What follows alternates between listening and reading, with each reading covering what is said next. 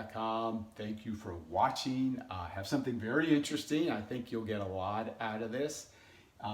It's called Eccentric Exercise or Eccentric Strengthening, Eccentric Training.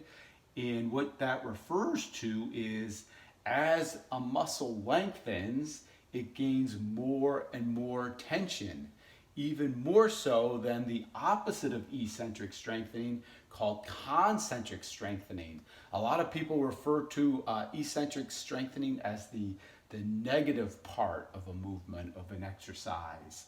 And I think we all mostly fall into that category where we just concentrate on the concentric part, the lifting part, and not as much, we're not as aware of lowering the weight and how beneficial that is, because with eccentric strengthening, with eccentric exercise, the muscle actually can gain more tension on the lowering part of the exercise. So we gain more tension going down, more tension to the muscle. I just kind of made a crude diagram here. Here's the concentric phase. So if you can think about this as a dumbbell and it's coming up towards your shoulder, the muscle is shortening.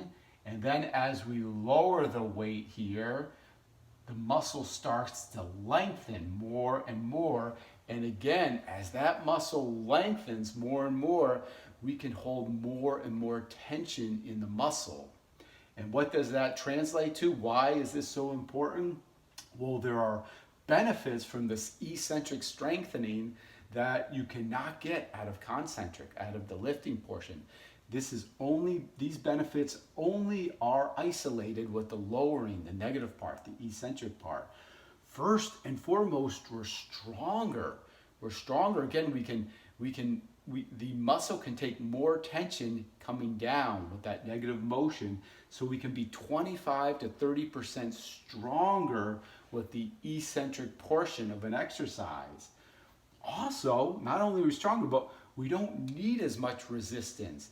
We can take a lighter weight and work out with a lighter weight and still get vast benefits from eccentric strengthening.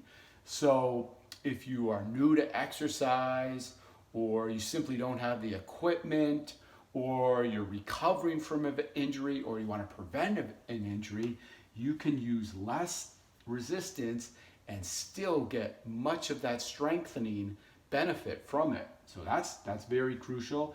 This is interesting also. So we're gaining more tension, the muscle's gaining more tension, but we use less energy. So not as much energy is required with this type of exercise.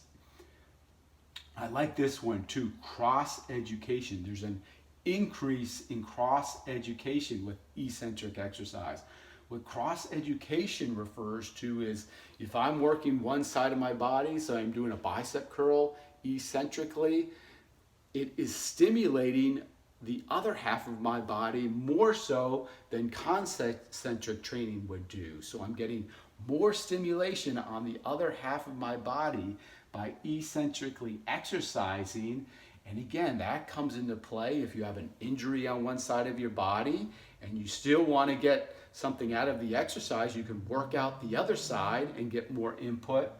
If you are a stroke victim and you're not able to use one side, you have hemiparesis, you can exercise the other part eccentrically and get a lot of input on that stroke side. So the cross education, again, is very interesting with eccentric strengthening. I like this one too.